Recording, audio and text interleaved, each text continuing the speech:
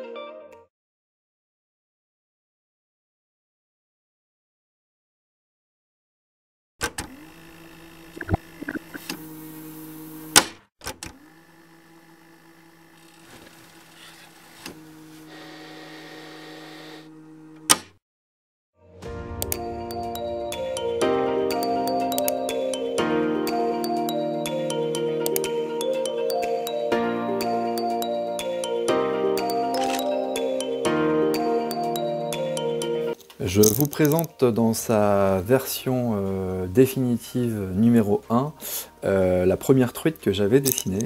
Donc je ne vous montre pas toutes les étapes en sachant qu'il y a déjà des youtubeurs qui ont fait ça très bien et en plus sur une truite aussi. À titre indicatif, j'ai mis 7 heures pour réaliser cette truite ainsi que les deux coffrages qui vont la constituer. Je dis deux coffrages parce qu'il y aura le coffrage du poisson et le coffrage de l'armement. En effet, projet très particulier, réaliser un armement interne pour pouvoir un poisson très bien lesté, très bien équipé. L'idée aussi du coffrage interne, c'est qu'il permettra, en plus de l'hameçon simple, de mettre un équipement complémentaire sur le dessous. Donc je pense à un triple ou une palette, éventuellement. C'est ce qu'on doit voir avec l'anneau qui doit apparaître quelque part. Voilà, ici. Donc vous voyez le corps de ma truite, la truite fait 18 cm, elle a été dimensionnée par rapport aux hameçons simples dont je disposais. Donc vous voyez ici l'emplacement de l'hameçon dans le corps de la truite. Mes deux moules sont faits sur cet hameçon, sur cette dimension. Donc pour vous dire que c'est un leurre que je n'ai jamais fait et je voulais pousser la technique un peu plus loin que des coulages une coque ou deux coques. Juste pour vous parler du modèle truite en quelques secondes, les détails ont été poussés assez loin. Dans l'idée, c'est qu'avec les effets peinture, on ait quelque chose de très réaliste, aussi bien au niveau des nageoires que des détails sur le corps, que de la tête, hein, que je trouve assez bien réussi niveau réalisme. Cette version a capoté, faute de préparation sur la partie queue, voilà, que j'ai fait au pifomètre et j'aurais dû étudier le projet avec un peu plus de curiosité. Quand on fait des erreurs, il faut faire une version 2, donc c'est ce que j'ai fait. Et pour arriver à quelque chose de concluant, je suis parti sur une valeur sûre qui était une queue shad. Vous verrez un peu la modification du fichier, cette fois étape par étape, un petit peu plus loin. Et de mémoire, j'ai même rajouté en plus un logo sur l'arrière du shad, histoire de se le personnaliser et de se l'approprier. Le coffrage, voilà, donc vous le reverrez un peu plus loin en image. Il est comme ça, j'aime beaucoup les ongles arrondis, ça permet de pouvoir imprimer les quatre côtés sans avoir de soucis de démoulage. Il y a d'énormes cônes de coulée pour avoir une réserve de matière à la rétractation du corps principal, donc quand on coule le leurre, et des évents toujours positionnés sur les parties supérieures, parce qu'en réalité le moule est comme ceci, voilà. Le coffrage du lest, on va le retrouver ici. Je vais volontairement retirer la truite. Donc vous voyez qu'en termes d'échelle, tout est scrupuleusement calculé, hein, pour être au demi-millimètre près. La truite, je l'enlève, voilà. Donc vous pouvez voir toujours les deux cônes de coulée principaux, un pour le plomb en entrée et un pour le plomb en sortie, toujours pour les bulles d'air également. Je vous propose de repartir sur la suite des étapes de fabrication, donc de l'impression jusqu'au coulage, et de voir la version 2.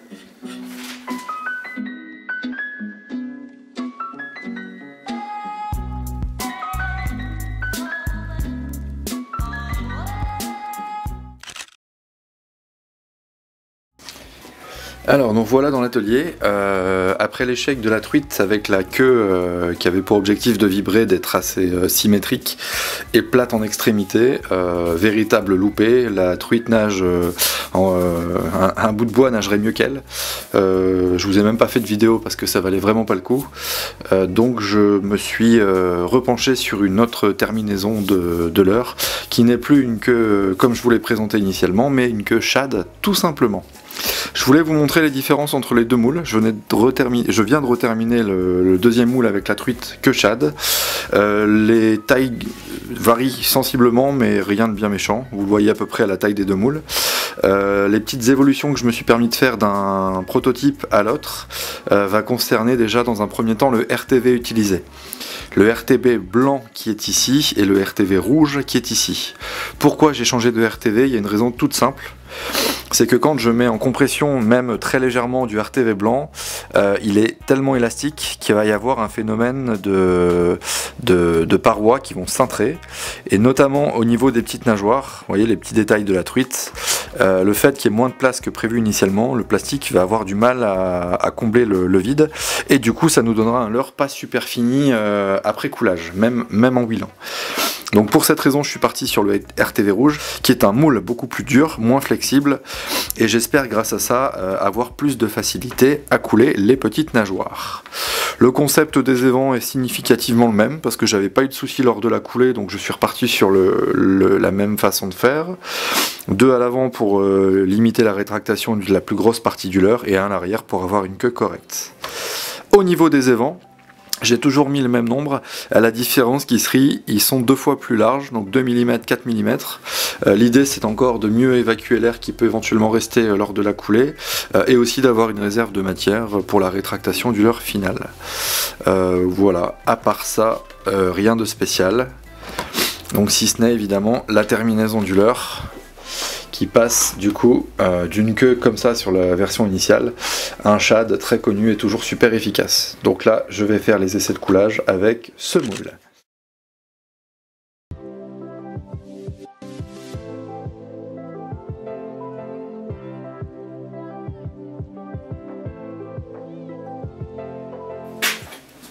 Alors voilà, j'ai pris 5 minutes pour vous montrer le résultat de la première coulée. La première coulée, elle a plusieurs objectifs. D'abord de chauffer le moule pour avoir une meilleure répartition du plastique sur les coulages suivants. Ce qui va se passer aussi si votre moule est un peu sale ou un peu gras, le premier leurre va être un peu le leurre poubelle, c'est-à-dire qu'il va prendre toutes les impuretés pour laisser quelque chose de très propre quand on le démoulera. Et ce que j'ai prévu avec le RTV rouge, c'est passer selon ce que j'avais imaginé. C'est-à-dire que vous voyez, pour une première coulée, toutes mes nageoires sont nickel. Il n'y a pas de bulle d'air. Et en plus, elles ont été coulées dans la totalité.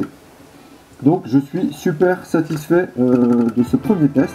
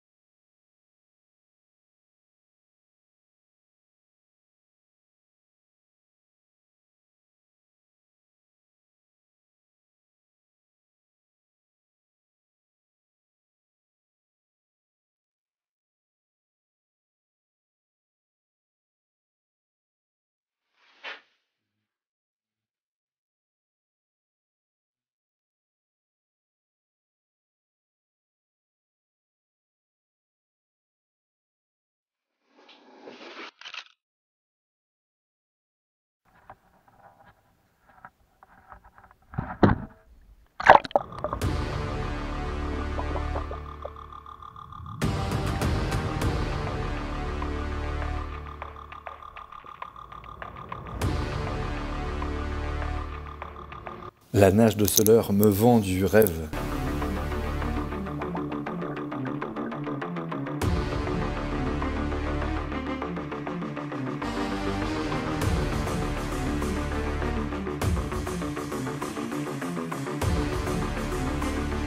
On voit bien sur cette vue par-dessous le rolling assez prononcé. La pointe de l'hameçon simple sort bien à droite et à gauche.